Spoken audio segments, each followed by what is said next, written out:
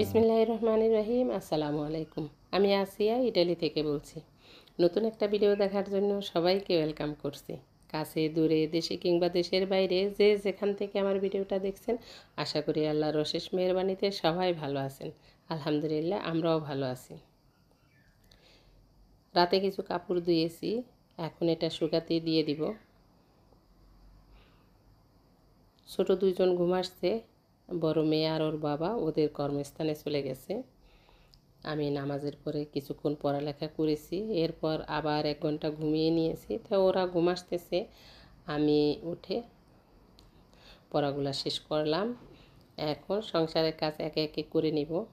আর আপনাদের অনুরোধ করছি, প্লিজ আমার চ্যানেলটা সাবস্ক্রাইব করে পাশে থাকা অল অপশনটা সিলেক্ট করে রাখবেন, তাহলে ভিডিও আপলোড দেওয়ার সাথে সাথে নোটিফিকেশন পেয়ে যাবেন। যারা এই কাজটা করে ফেলেছেন তাদেরকে অসংখ্য অসংখ্য ধন্যবাদ।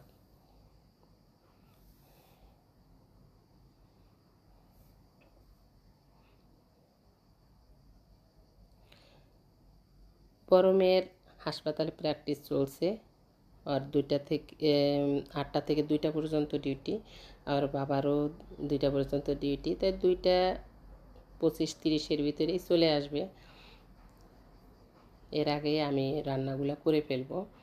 সকালের ব্যায়ামটা সেরে নিলাম। এরপরে এখন একটা মুরগি আর ডাল ভিজিয়ে রাখছি। আসলে এটা ডাল না, এটা সিমের বিচি, শুকনা সিমের বিচি। এটা আমাদের দেশে আমি কখনো খাইনি।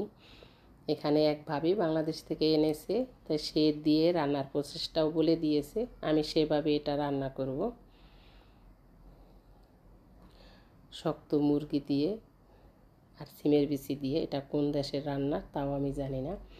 ভাবি যেভাবে দিছে ঠিক এভাবেই রান্না করব, এই জন্য আমি এগুলাকে রেডি করে নিচ্ছি।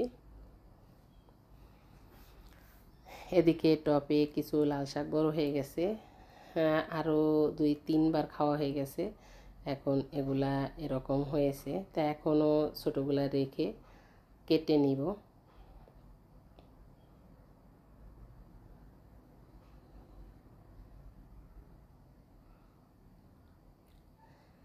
ছোটো দুজন যেহেতু ঘুমাচ্ছে, ওদের আর ডাকবো না, আমি বাকি ঘরটা গুছিয়ে নিব। আর এখন ওরা ঘুম থেকে উঠে ওদের বিছনা ওরাই গুছাতে পারে। আমাকে দেখে পাখিটা বের হওয়ার জন্য ছটফট করছিল, তাই ওকে একটু বের করে ওর সাথেও কিছুক্ষণ খেলা করলাম আর ঘরটাও গুছিয়ে নিলাম।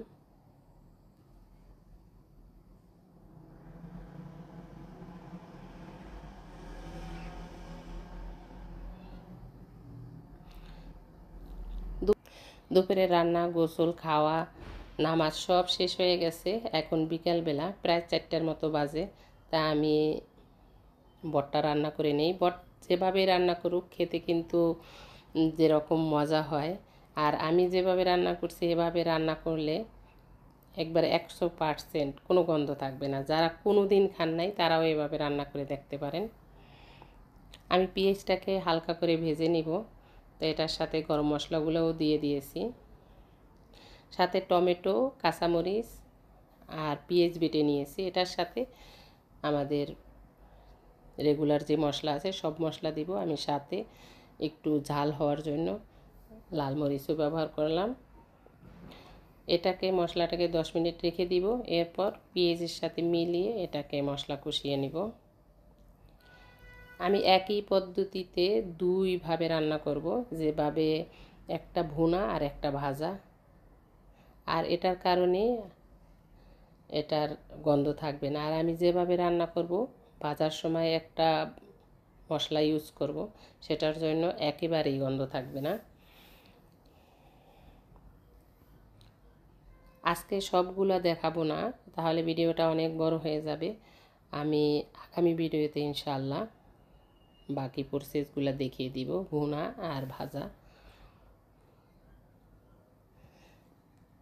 আমি ঝিঙের হাঁড়ি পাতিলগুলো ধুয়ে নিই, আর এদিকে সব গুছগাছ করে এটাকে প্রেসার কুকারে বসিয়ে রেডি হব। আর এটা হুইসেল দিব, 5টা দেওয়ার পরে এটা বন্ধ করে আমি চলে যাব।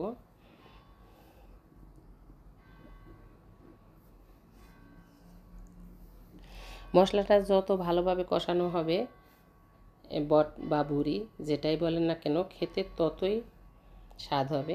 তা আমি আবার একটু পানি দিয়ে নিলাম।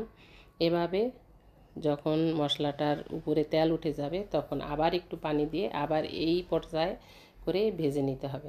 তা আমি আর একটু পানি দিয়ে নিলাম। এরপরে এটাকেও ভাজার পরে আমি বট দিয়ে আবার 5-7 মিনিট আমি ভালোভাবে কষিয়ে নেব। এরপরে ঢাকনা লাগিয়ে এটার কাজ শেষ। আমি 6টা হুইসেল দেওয়ার জন্য অপেক্ষা করব। আর এই ফাঁকে আপনাদের কাছ থেকে বিদায় নিয়ে নেই। সবাই ভালো থাকবেন, আমাদের জন্য দোয়া করবেন। আল্লাহ হাফেজ, আসসালামু আলাইকুম।